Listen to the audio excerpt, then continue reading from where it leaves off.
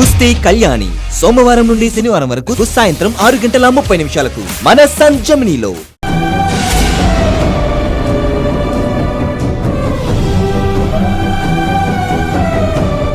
అప్పుడు నేను, ఇప్పుడు నువ్వు. వీళ్ల వల్ల మోసపోతూనే ఉన్నాము, అందరితో మాటలు పడుతూనే ఉన్నాము.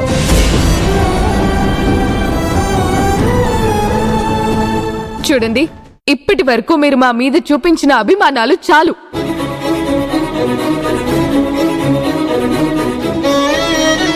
మీరు చూపించిన ప్రేమలు చాలు. మమ్మల్ని ఇలా బతకనివ్వండి. మీ అందరికీ చేతులెత్తి దండం పడుతున్నాను.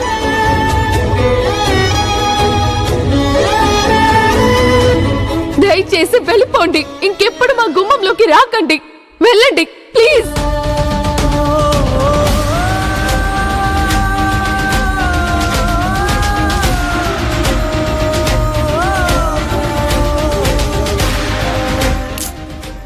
పదవే, మనకెందుకండి.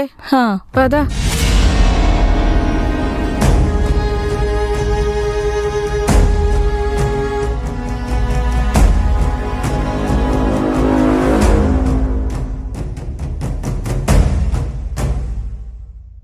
ఉసురేమో ఇరిసేసింది కరుసైన కాలమిలా, ఎగురేసిన జీవితమంతా చిరిమేసెను చీకటిలా.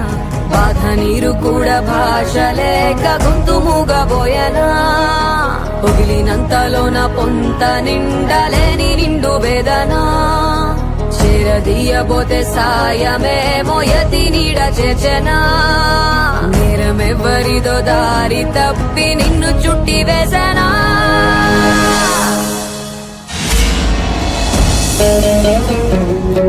అన్నపూర్ణ గారు,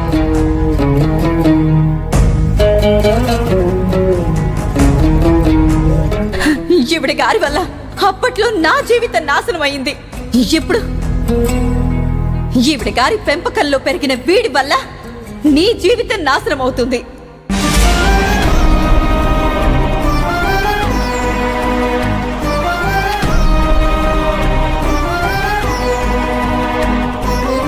నా కోడళ్ళిద్దరూ ఒకరినొకరు అర్థం చేసుకుని ఒకటయ్యారు. ఇక నుంచి అందరం కలిసి ఆనందంగా ఉందామనుకుంటే ఇలా జరిగిందేంటి అన్నపూర్ణ? ఇలాగే జరగాలి, ఈవిడికి ఇలాగే జరగాలి. ఎప్పుడు ఆవిడ మనతో మంచిగా ఉందని, మన గురించి మంచి మాటలు మాట్లాడిందని, అవకాశం దొరికినప్పుడల్లా మనల్ని అవమానిస్తూనే ఉంది. నలుగురి ముందు మనల్ని వేలెత్తి చూపించడమే కదా ఆమె చేసింది. ఆవిడ ఎప్పుడూ తన స్టాండ్లో కరెక్ట్గానే ఉంది నానమ్మా. బుద్ధి లేకుండా మనమే అందరినీ కలుపుకోవాలని ప్రయత్నం చేస్తున్నాం.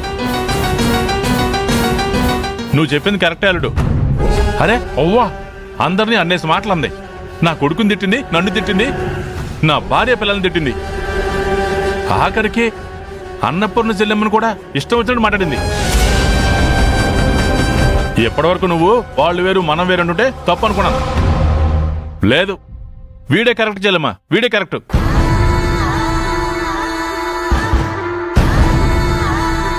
ఇక మనం వాళ్ళని కలుపుకోనవద్దు, మనకి చుట్టరికం వద్దు.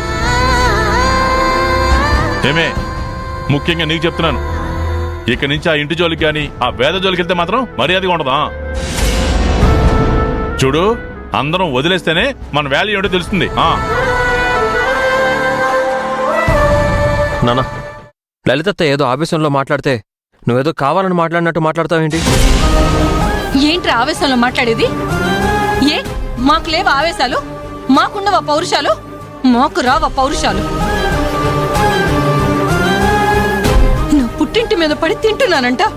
అవును, నా తోడబుట్టిన వాళ్ళ సొమ్ము నేను తింటున్నాను. నాకు ఆ హక్కు ఉంది. మీరే నన్నెప్పుడు ఒక మాట అనలేదు. ఆవిడెవరు నన్ను అనడానికి? నిర్మల, లలిత వదిన నన్నేదో అనేసిందని నేను బాధపడట్లేదు వదినా. నా కొడుకు ఎలాంటి వాడో తనకు తెలీదా? బుద్ధి లేని వాళ్ళు ఏదో మాట్లాడితే వాళ్ళ మాటలు పట్టుకొని వీడిని అన్నేసి మాటలంటుందా?